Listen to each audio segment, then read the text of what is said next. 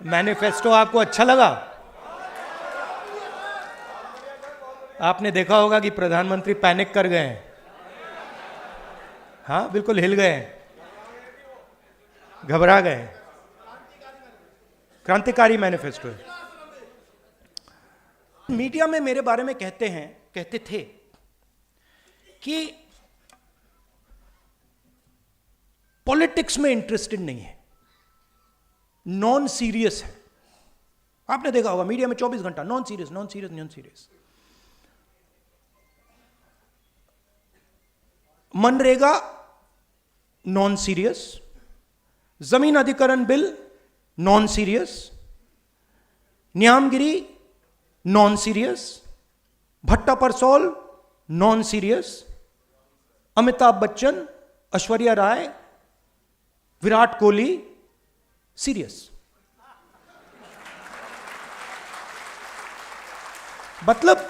मतलब हिंदुस्तान की पॉलिटिक्स में मान लीजिए ये कमरा है, इसमें 1000 लोग बैठे हैं। 1000 लोग में से आप यहां पे 20 लोगों को हेडफोन दे दीजिए और माइक्रोफोन दे दीजिए, और वो 20 लोग 24 घंटा चर्चा कर रहे हैं, और 990 लोग यहां बैठे हुए हैं। उनकी ना कोई बात सुनता है, ना उनके पास लाउड स्पीकर, ना उनके पास माइक्रोफोन, हेडफोन। वो देखते रह जाते हैं, और जब भी कोई 90% की बात करता है तो वो नॉन सीरियस हो जाता है। तो मैंने शुरू किया, मैंने कहा देखता हूं ये जो लोग कह रहे हैं नॉन सीरियस, इनकी कंपनीज में इनके स्टेक होल्डर्स कौन है। इनके जो बड़े बड़े पत्रकार हैं, जो एंकर्स हैं, मैंने इनके नाम निकालने शुरू किए। 95% का इनमें एक है ही नहीं, एक ओबीसी नहीं है, एक ओबीसी एंकर नहीं है हिंदुस्तान में।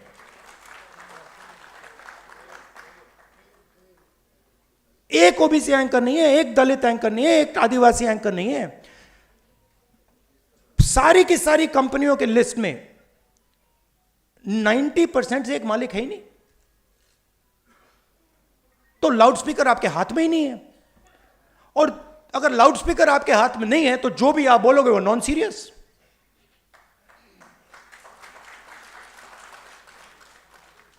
मैंने अगर इनके हाथ में लाउडस्पीकर दे रखा है, मतलब फुल पावर वाला लाउडस्पीकर, तो बाकी सब बोले ना बोले वो तो नॉन सीरियस ही होगा। वो सीरियस तो वही है जिनके हाथ में लाउडस्पीकर है। तो मीडिया में आपका कोई नहीं, और मीडिया को किसका पैसा जाता है? जीएसटी का पैसा जाता है, सरकारें पैसा देती हैं। हर स्टेट की सरकार, दिल्ली की सरकार हजारों करोड़ रुपए देती है, हिंदुस्तान की सरकार हजारों करोड़ रुपए देती है। किसका पैसा है ये जीएसटी से आता है, ये 90% का पैसा है। अब मैं कह रहा हूं कि भैया अगर 90% का पैसा है तो एक दो लाउडस्पीकर तो पकड़ा दो।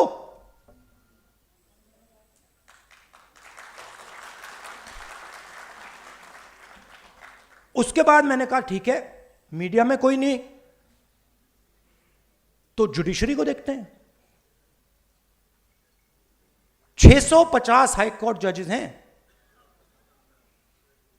90% आबादी के पास 650 में से 100, और वो भी छोटे छोटे। और जब तक आप सुप्रीम कोर्ट में पहुंचोगे खत्म। चलिए बड़ी बड़ी कंपनियों को देखते हैं। 200 सबसे बड़ी कंपनियां हिंदुस्तान में, उनके मालिकों की लिस्ट निकालो। 16 लाख करोड़ रुपए, 16 लाख करोड़ रुपए उन 200 में से 25 लोगों को नरेंद्र मोदी ने दिया है। 16 लाख करोड़ रुपया। मतलब अगर आप 25 बार किसान कर्जा माफ करो, हिंदुस्तान का किसान का कर्जा 25 बार माफ करो, उतना पैसा नरेंद्र मोदी ने 25 लोगों को दिया है। 200 में से एक ओबीसी नहीं, एक दलित नहीं, एक आदिवासी नहीं। उनकी सीनियर मैनेजमेंट में एक दलित नहीं, एक आदिवासी नहीं, एक ओबीसी नहीं। तो जहां भी देखो, मीडिया में देखो, प्राइवेट अस्पतालों को देखो, बड़ी बड़ी कंपनियों को देखो, जुडिशियल सिस्टम को देखो, जहां भी देखो कोई है ही नहीं वहां पे। 90% का कोई है ही नहीं। अब मुझे फ्रैंकली जात में इंटरेस्ट नहीं है, मुझे इंटरेस्ट न्याय में है।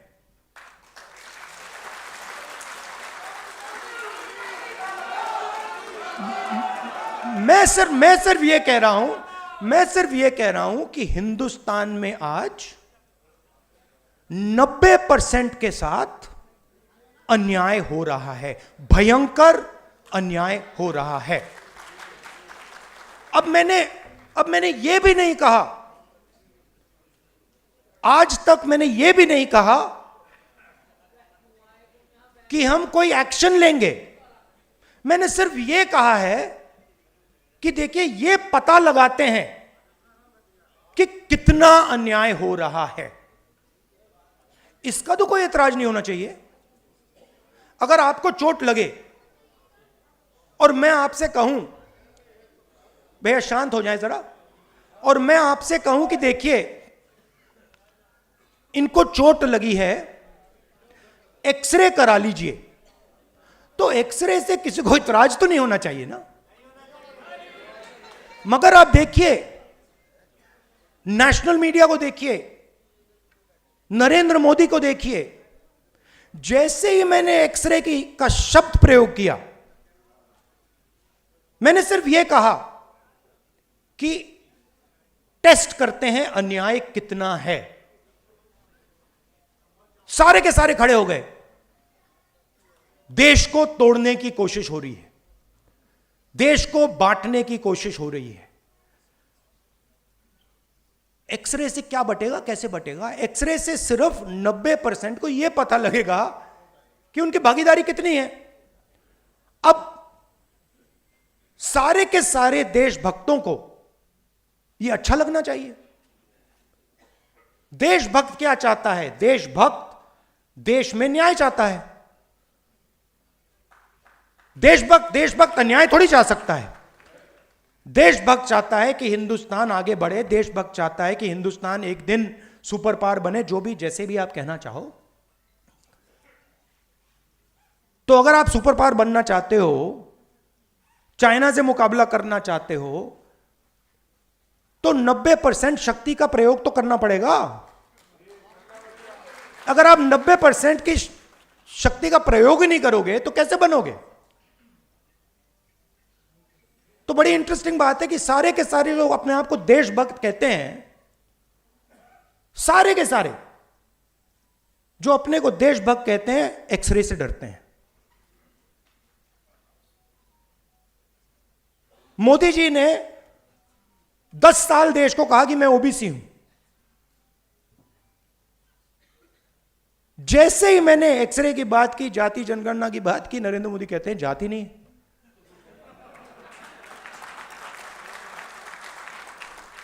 अरे जात नहीं है तो आप ओबीसी कैसे?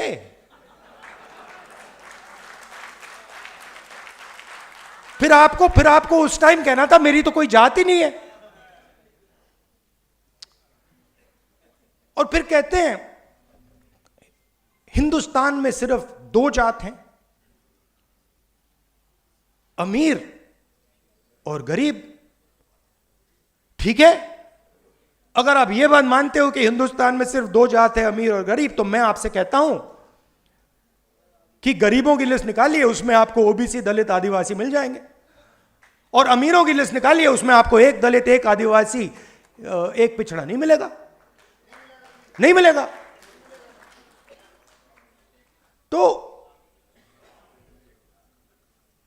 ये मेरे लिए अब राजनीतिक मुद्दा नहीं है। ये आप बात समझ लीजिए, ये अब मेरा लाइफ का मिशन है।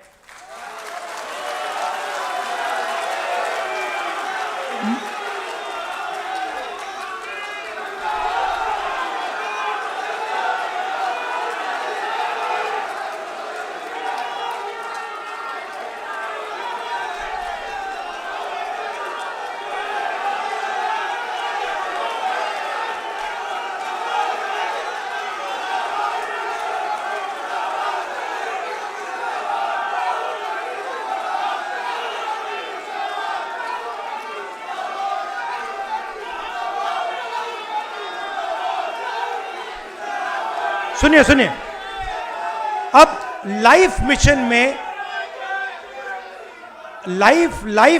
में और राजनीति और लाइफ मिशन में फर्क मैं आपको बताता हूं। लाइफ मिशन में कॉम्प्रोमाइज नहीं होता है। राजनीति में कॉम्प्रोमाइज किया जा सकता है, लाइफ मिशन में कॉम्प्रोमाइज नहीं होता। और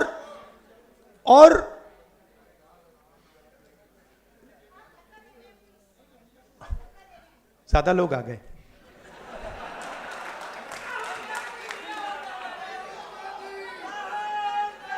और तो दो तीन चीजें हैं जो मैं आपको बताना चाहता हूं, और काम किस डायरेक्शन में करना चाहिए। सबसे पहले इसमें एक पॉलिटिकल डायरेक्शन है।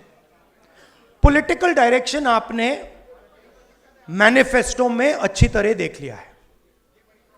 आपने ही कहा कि मैनिफेस्टो क्रांतिकारी डॉक्यूमेंट है, उसमें एक्सरे है, और उसमें जो इनकम इनइक्वालिटी नरेंद्र मोदी जी ने की है, जो 22 लोगों को उन्होंने 16 लाख करोड़ रुपए ट्रांसफर किया,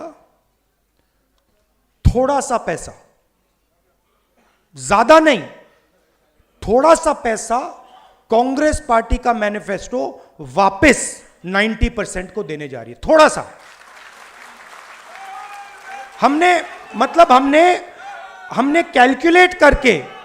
हमने कैलकुलेट करके 16 लाख करोड़ रुपए नहीं दिया, कैलकुलेट करके हमने जो हमें लगा, जो न्याय हमें लगा कि इतनी मदद करनी चाहिए, हमने मैनिफेस्टो में डाल दिया है। मगर उससे भी ज्यादा बड़ा एक काम है जो आप, मैं और हम सब को एक साथ करना पड़ेगा। देखिए, जो पिछड़े लोग हैं, सबसे पहले ये शब्द मुझे अच्छा नहीं लगता है। ये पिछड़े लोग, ये शब्द अच्छा नहीं है। सबसे पहले इस शब्द को खत्म करना है।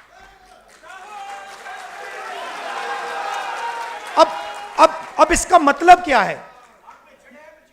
देखिए,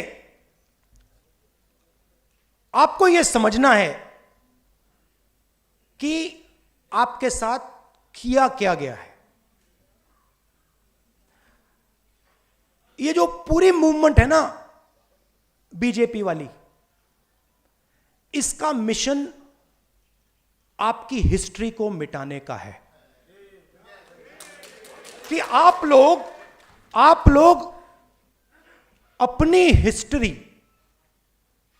ना पहचानो और ना समझो। तो एक प्रकार से आपको बीते हुए समय से काट दिया गया है। यह हुआ है आपके साथ, और आपकी हिस्ट्री है। आपकी हिस्ट्री फूले जी हैं, अंबेडकर जी हैं, नहीं, अंबेडकर जी हैं, मगर वो बहुत चुने हुए लोगों की हिस्ट्री है, 2, 3, 4 लोगों की हिस्ट्री है। मगर एक्चुअली फूले जी जैसे करोड़ों लोग थे जिन्होंने अपनी पूरी जिंदगी 24 घंटा अपना खून पसीना दिया, मगर उनकी कोई बात ही नहीं करता है। तो जो आपकी हिस्ट्री जो आपकी हिस्ट्री है, जिसको मिटाया गया है, जिसको मिटाया गया है, उसको रिवाइव करना है। आजादी की लड़ाई में मैं आपसे पूछता हूं, आजादी की लड़ाई में आपका क्या रोल था? क्या रोल था आपका आजादी की लड़ाई में? सेंट्रल रोल था आपका आजादी की लड़ाई में।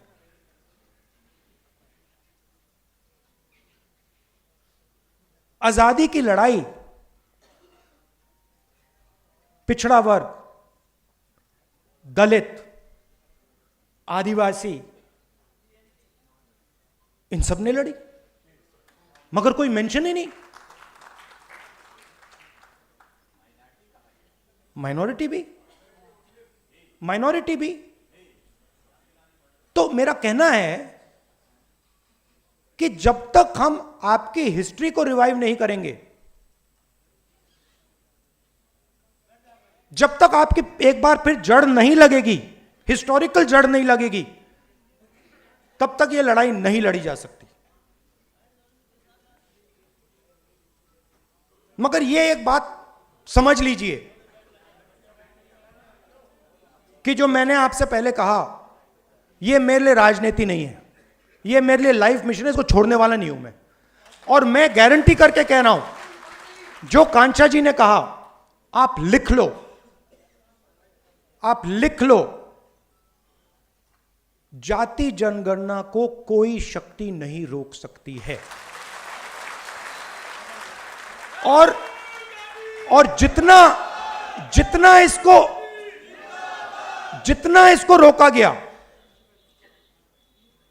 इसको रोका गया, उतनी तेजी से, उतनी फोर्स से यह वापस आएगा।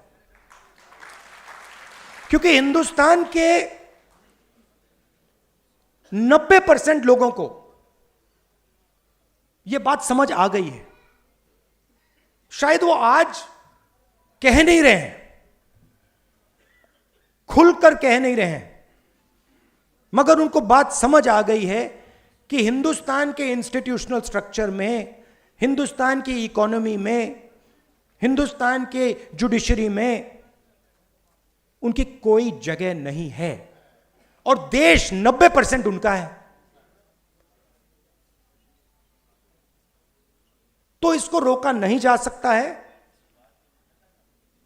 और जैसे ही हमारी सरकार आएगी, मैं आपको बता रहा हूं, पहला काम जाति जनगणना होगा।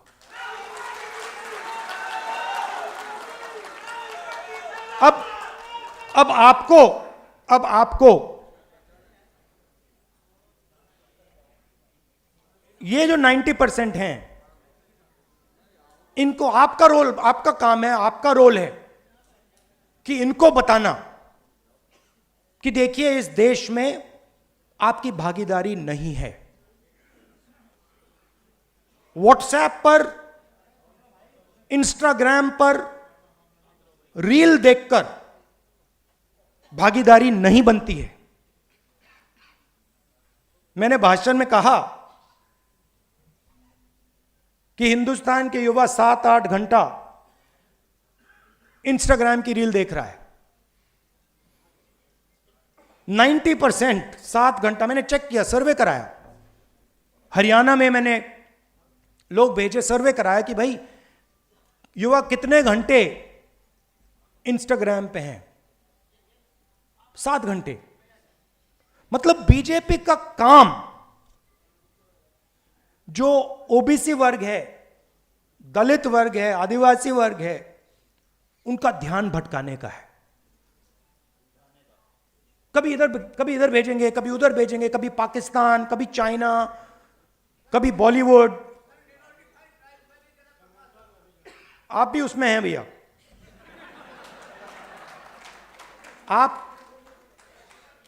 आप भी 90% में हैं, और आपकी आपकी हालत हम जानते हैं, आपको क्या सहना पड़ता है हम सब जानते हैं। तो ये ध्यान भटकाते हैं।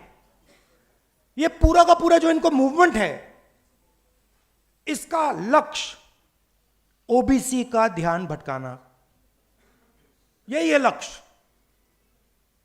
और प्रॉब्लम इनकी क्या है कि ध्यान को आप इतनी टाइम ही भटका सकते हो, और अब वो टाइम आ रहा है कि अब ओबीसी पूछ रहा है कि भैया ये हो क्या रहा है।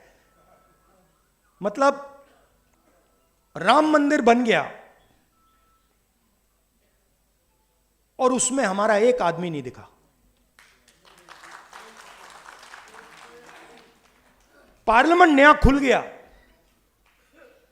बड़ी पूजा हुई, नरेंद्र मोदी बैठे, मगर हमारा एक आदमी उसमें नहीं दिखा।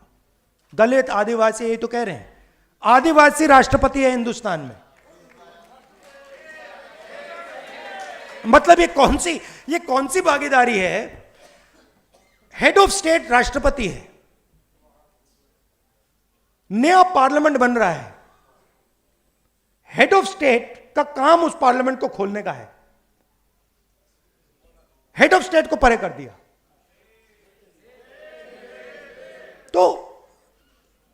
तो लोगों को यह बात समझ आ रही है। राम मंदिर में भी बिल्कुल यही हुआ। तो देश को यह समझ आ रहा है, 90% को समझ आ रहा है, और इसको हमें आगे ले जाना है। अब मैं ये भी नहीं कह रहा हूं कि हिंदुस्तान के मतलब जो बड़े बड़े बिजनेसेस हैं उनकी मदद नहीं होनी चाहिए, होनी चाहिए, कोई प्रॉब्लम नहीं है। मैं सिर्फ ये कह रहा हूं कि भैया अगर उनका 100 रुपए, उनके 100 रुपए की मदद हो रही है तो इनकी भी 100 रुपए की कर दो ना। अगर आप उनका कर्जा माफ कर रहे हो, उनका आपने 16 लाख करोड़ कर दिया, और हिंदुस्तान के किसान का आपने 50 रुपए भी नहीं किया। ओबीसी स्टूडेंट्स हैं, आदिवासी स्टूडेंट्स हैं,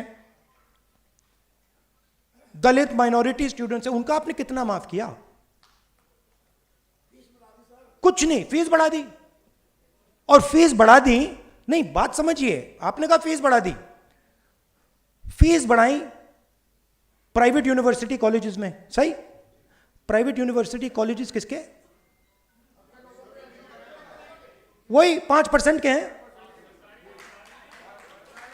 वो जमीन कहां से आई? जमीन कहां से आई?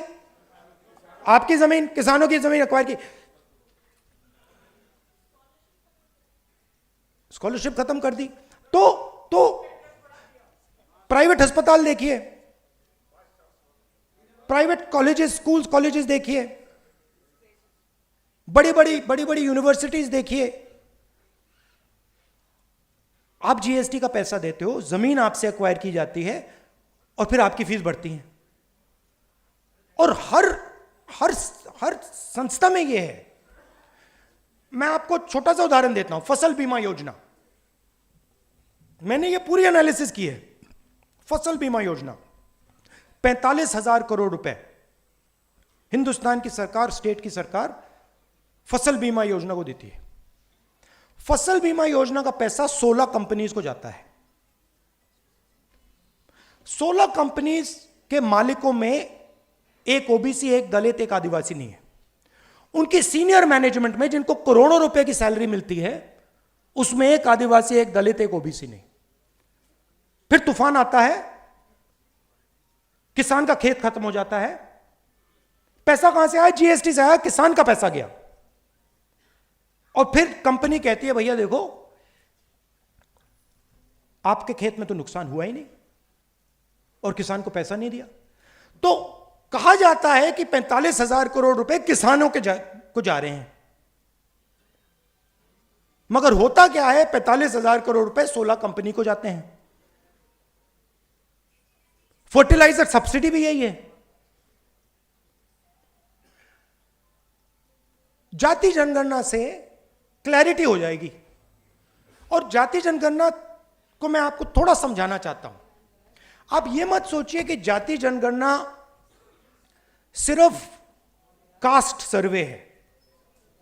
वो जाति का सर्वे है, मगर उसमें हम इकोनॉमिक और इंस्टीट्यूशनल सर्वे भी जोड़ेंगे। मतलब क्या होगा? मतलब क्या होगा? देश को पता लग जाएगा कि इस जात में इतने लोग हैं, दलित इतने, आदिवासी इतने, गरीब जनरल कास्ट इतने, इनकी आमदनी इतनी है, और हिंदुस्तान की संस्थाओं में इनकी इतनी भागीदारी है।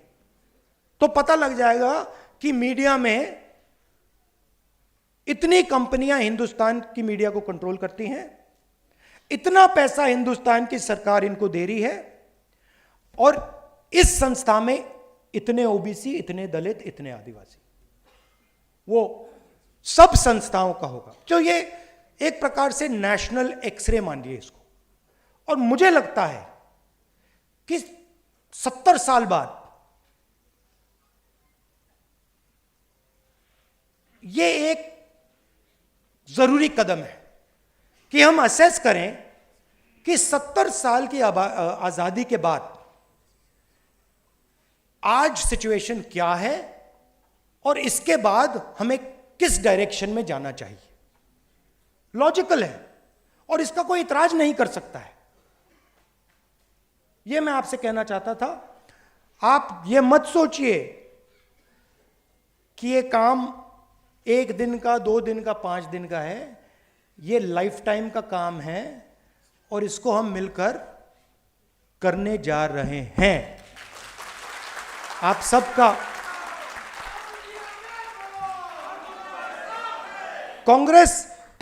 कांग्रेस जनरली क्रांतिकारी काम करती है। आजादी, कॉन्स्टिट्यूशन, हरी क्रांति, सफेद क्रांति, bank nationalisation, privy purse, computer revolution, ये कांग्रेस का अब नया क्रांतिकारी मिशन है। धन्यवाद।